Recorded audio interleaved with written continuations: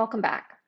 Now we're going to find volume using triple integrals with cylindrical coordinates. So here we have a circular cylinder that's been turned into a wedge. It's been sliced by some plane here.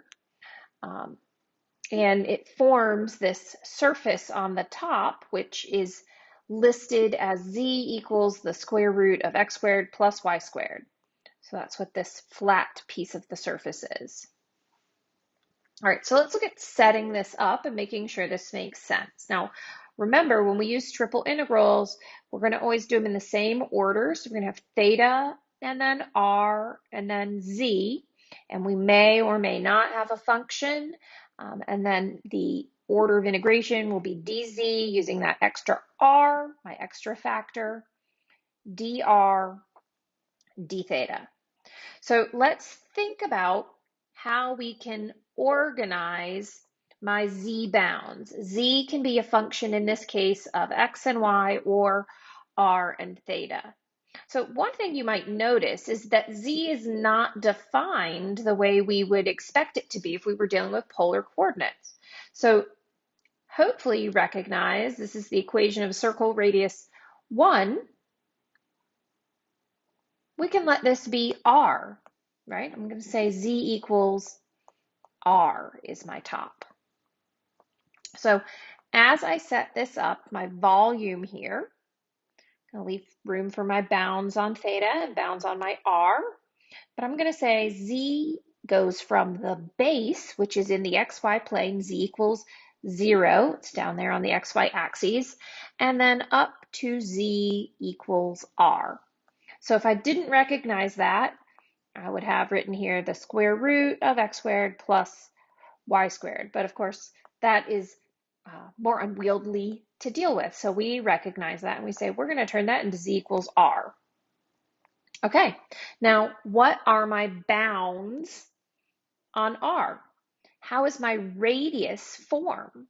So moving from the origin, I can move 0 and still end up on the radius, or I can move that furthest distance away, which is going to be r in terms of theta.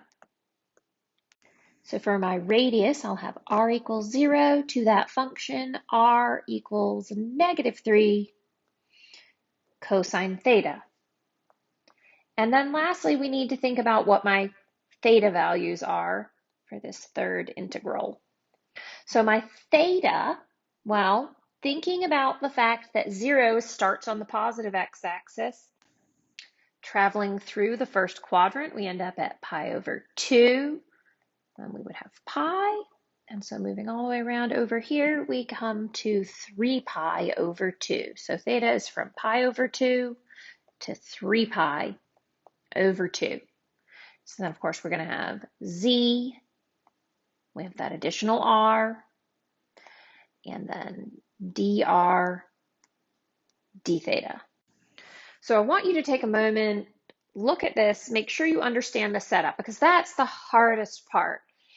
Once we have it set up, these triple integrals, it's just repeatedly integrating things. Generally, they're pretty simple for us. So you pause. This looks pretty messy. So while you pause, I'm going to pause and erase it and make it look nicer. So now that we have this all set up, let's go piece by piece and integrate. So first thing in here, integrating with respect to z. We don't have anything, but that leaves us with a z in here. So this integrand became z. I'll plug in r. That gives me r. I'll subtract 0. I'll just have r. And then, of course, I'll have to multiply this r by the extra factor r. So I'll have r squared. So I'm left with this. Remember, I plugged in r minus 0, left me with r times r, gave me r squared. Integrating r squared with respect to r, I'll have 1/3 r cubed. And we now have 1/3 r cubed in here, evaluated from r equals -3 cosine theta to r equals 0. Now I'm going to do two things. One thing, I'm going to pull this 1/3 out in front. because I don't want to deal with that while I'm cubing this expression. Also, I'm going to talk about symmetry. We could cut this interval for theta in half. You see how this diagram is symmetric, so I could cut it in half and just say from pi over 2 to pi. That might make my calculation simpler when I go to plug in my theta values. And when we cut an integral in half, we're going to double it. So this gives me v equals, I'm cutting that in half, 2, pulling the 1/3 out in front. And so my bounds on theta are now from pi over 2 to pi. So we're still having to deal with r cubed, and we need to evaluate that from -3 cosine theta to 0. You don't have to write this r equal, but especially when you have functions that have, maybe if we had an r and a theta in there, that's going to help us in the long run. So anyhow, cubing this, that's going to give me -27 cosine cubed theta minus 0. So now what we have looks like this. -27, can divide that by 3, I'll get -9 times 2. I have -18. So it just cleans up a little bit there. We have to integrate cosine cubed theta d theta. Now, when we look at integrating cosine cubed, we use reduction formulas, or I'm going to rewrite this as cosine squared times cosine, and that will allow me to use a u substitution. So let's see, I've got -18 integral from pi over 2 to pi cosine squared theta times cosine theta d theta. By the Pythagorean identity, cosine squared theta is 1 minus sine squared theta. So now I have 1 minus sine squared theta times cosine theta d theta. Let's do a u substitution. I'm going to let u equal sine of theta, du equals cosine theta d theta. So we see that right there. We'll change our bounds, which would give me that sine of pi is 0 and sine of pi over 2 is +1. So this now looks like -18,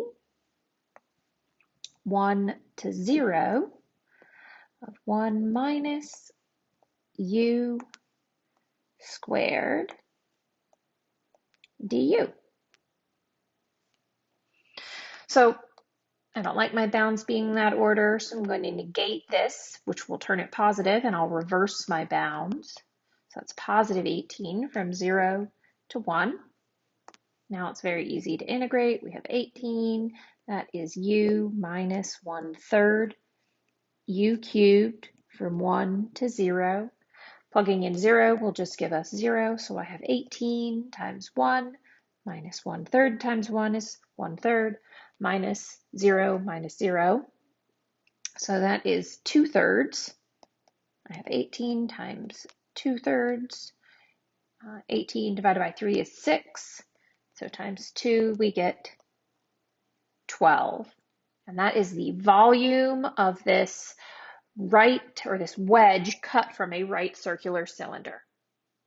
As always, email me if you have any questions, comments, concerns. That is all for this section. Good luck out there in the math world.